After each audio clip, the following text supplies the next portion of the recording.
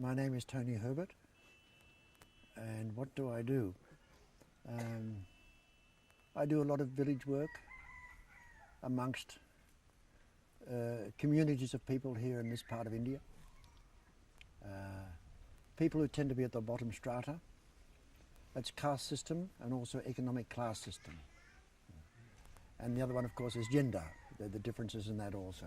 Sometime I realized that I was still not, after 10 years, still not going into India, was still somewhere out there, the village work.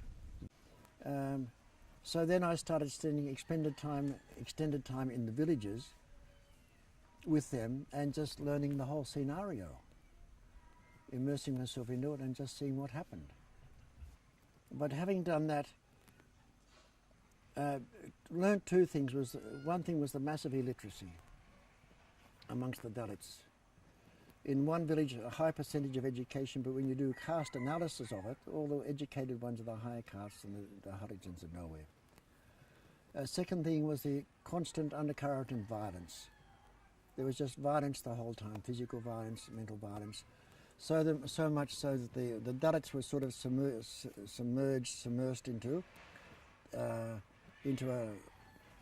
not only a physical domination and almost a slavery, but mentally also. And that became the biggest challenge as we went on. And that's for all of us working amongst these people. We've changed the mentality of people. When I started in Babupara and I said, let's start a small non-formal school here. And they said, we don't go to school. Those people, high caste people, they go to school. You start a school for them. We don't go to school. So that was a challenge also. Now from that one village we've got over 100 boys and girls have gone to tertiary education. What we did, in village after village, we had caste struggles, like this village here, Ambajit here, and Babupara, Gondapura, Tilwa. In all these villages we had struggles with high caste.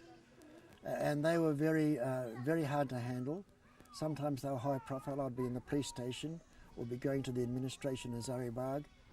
And it was over land. But it was really the Dalits here asserting themselves, let us make our own decisions and live our own lives. And probably the most important thing that we did was, when a crisis came, we stood with them. Sometimes they're in the wrong. They would be drunk, and they'd go and say something like this, and they'd get beaten up by the others. But even if they're in the wrong, we used to stand by them, and that more than anything else.